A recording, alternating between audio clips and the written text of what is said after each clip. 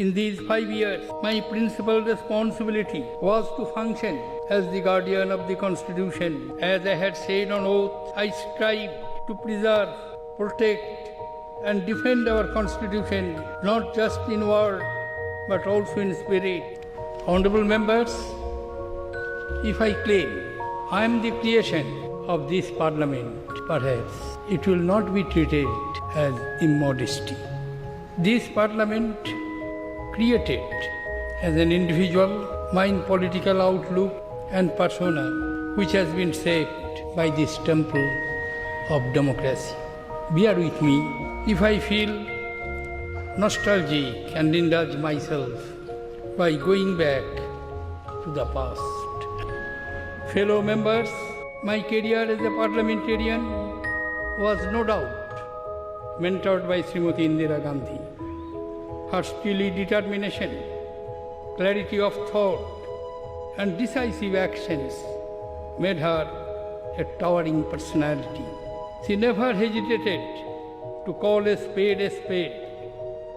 I remember after the defeat of Congress and herself in the post-emergency election, we had gone to London in November 1978. A large number of media persons in a fairly aggressive mood were waiting to ask Srimati Gandhi questions. The first question that was flung at her was, I quote, "What have been your gains from the emergency?"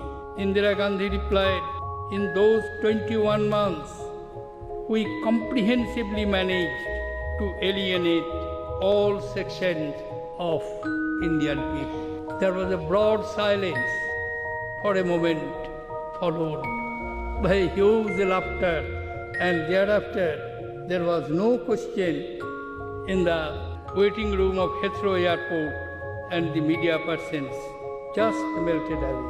I realized how disruption hurts the opposition more than the government, as it denies them the opportunity to raise the concerns of the people. It is unfortunate that parliamentary time devoted to legislations has been declining. With the heightened complexity of administration, legislation must be preceded by scrutiny and adequate discussion. Scrutiny in committee is no substitute to open discussion on the floor of the House.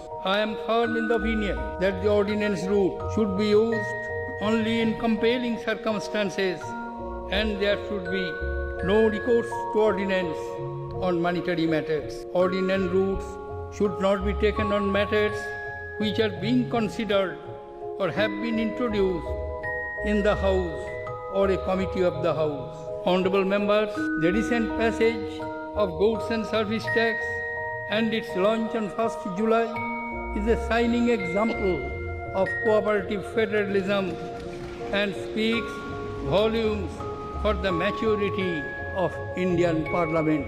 In this task, I greatly benefited from the advice and cooperation extended by Prime Minister Sri Narendra Modi at every step. With passion and energy, he is driving transformational changes in the country.